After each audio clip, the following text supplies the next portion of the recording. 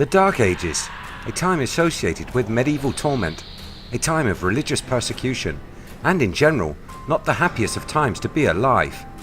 When we look back, we see suffering and an age when people weren't so enlightened. This being said, it's strange that this period gave rise to some of the most joyous songs of our childhood. Nursery rhymes.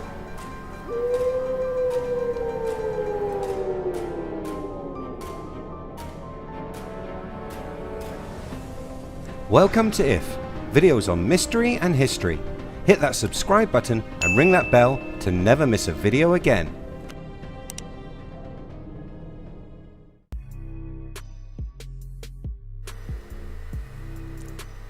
Mothers globally sing these little tunes to their infant children.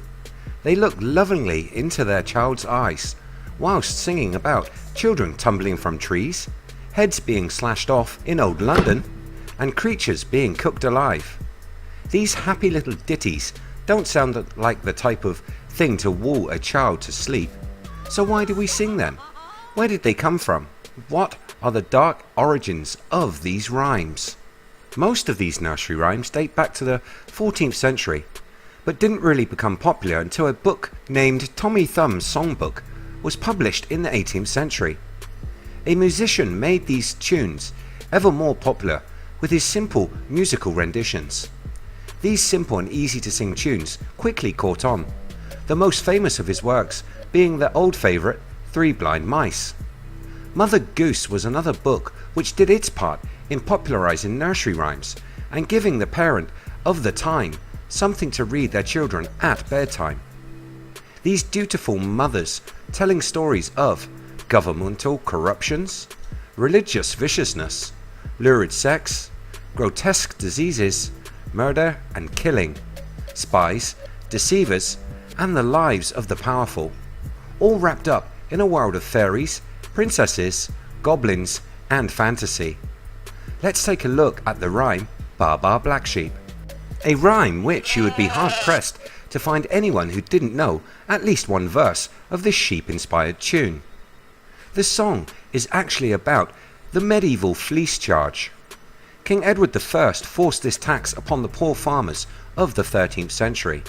This rule meant that every fleece in the country was partly his, with 33% of the cost of a sack of fleece helping fill the royal treasury. The other monies from the fleece were divided into the congregation and the agriculturalists, this leaving next to nothing for the shepherd boy. The black sheep was viewed as a loss. This down to the fact that the wools would be unfit to be coloured, so they were less lucrative for the rancher. A song of financial struggles and hardships brought on by a greedy king, just what every baby loves to hear. But that's okay, they still have Rockabye Baby to send them off to sleep. Well, not so fast. Rockabye Baby, or as it is also known, Shake-a-bye Baby, has its roots in the English Revolution, the baby in the song being the child of King James II. This child was said to be fathered by another man, and therefore not a legitimate heir to the throne. The rhyme is full of hidden meaning. The wind may be the Protestant powers that blew in from the Netherlands, the illustrious House of Stuart being the support. The earliest versions of the rhyme contained the unfavourable commentary, "This may fill in as noticed to the proud and ambitious, who climb so high that by large they fall finally." Maybe you knew about these, and more fun rhymes can't hide such political intrigue. Well, they don't. They focus more on sex and debauchery. Lucy Locket is about a fight between two 18th century whores. Here We Go Round the Mulberry Bush began at Wakefield Prison in England, where female detainees carried out their jailhouse chores around a mulberry tree in the jail's yard.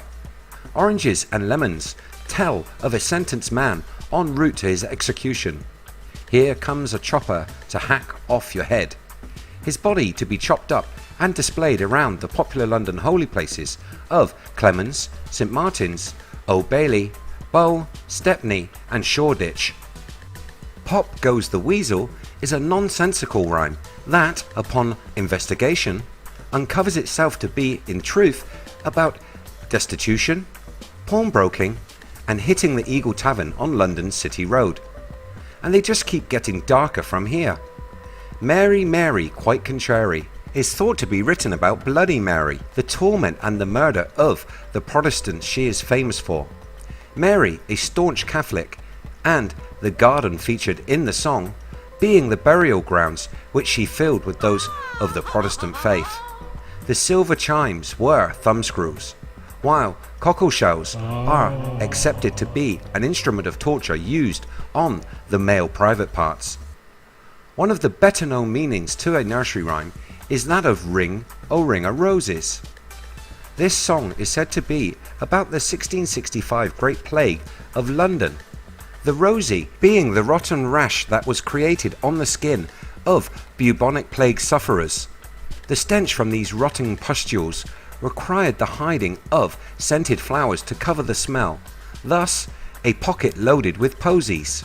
A tissue, we fall down, is obviously the final stages of the disease before the sufferer falls victim to the plague. In today's politically correct world, it's amazing these songs are still sung, maybe because most do not know the truth behind them. There was a movement in the 40s whom attempted to censor these songs.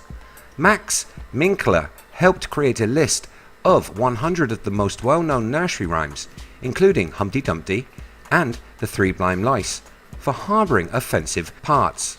He broke down the offensive content, reporting that he had found 21 instances of death. These included death by execution, hanging, cannibalism, starvation, and murder, 12 cases of torment to animals, and 1 case each of consuming human flesh, body snatching, and the desire to have one's own limbs severed. So next time you are tucking a loved one away for the night, instead of singing them these old favourites, maybe it's time for something new. Send them off with a little Marilyn Manson, or maybe some Black Sabbath. Which of these nursery rhymes were you sung as a child? Did you know the meaning behind the rhymes?